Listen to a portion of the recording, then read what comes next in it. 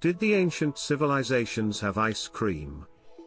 On a hot spring afternoon in 1963, two men from the American CIA snuck into the cafeteria of the Havana Libre Hotel. Their mission?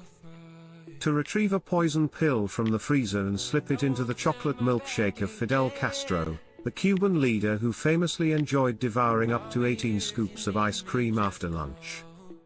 Although the exact details are debated, legend has it that the pill froze to the freezer coils and broke, thwarting the CIA's plan and granting Castro many more days to enjoy his sweet treats. Ice cream holds a fascinating role in history, culture, and our cravings. But where did it actually come from? The earliest mentions of cold desserts and icy drinks date as far back as the 1st century. In ancient civilizations such as Rome, Mughal India, and the Tang Dynasty in China, these treats were typically reserved for royalty. Obtaining the means to freeze such delights was no simple task.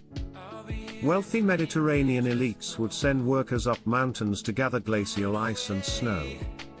Meanwhile, ancient Persians used a method called sky cooling, creating shallow, insulated pools of water that would radiate heat into the cool night sky, causing the water to freeze.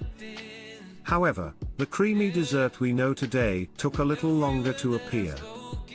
It was inspired by sherbet, or sherbet in Arabic, an icy beverage that is thought to have originated in Persia, and gained popularity in the Middle Ages. European travelers returned home with these sherbet recipes, and soon began creating their own versions with flavors like chocolate, pinecone, and even eggplant. In 1692, a Neapolitan chef named Antonio Latini recorded a recipe for a milk-based version, which some historians consider to be the first instance of ice cream. By the 18th century, ice cream was making its way across the Atlantic with European settlers, though it was still a luxury enjoyed primarily by the wealthy. The labor-intensive process and the high cost of sugar, salt, and cream made it difficult to produce on a large scale. George Washington is rumored to have spent the equivalent of $6,600 in today's money on ice cream in just one summer. Ice cream entered its golden age in America, where inventors and entrepreneurs developed ways to make it more accessible to the general public. In 1843, Philadelphia's Nancy Johnson patented a hand-cranked ice cream machine, making it easier for people to make ice cream at home. Around the same time, New England businessman Frederick Tudor, known as the Ice King, revolutionized the ice trade, shipping thousands of tons of ice to households worldwide. Soon enough, ice cream became a common sight on every street corner.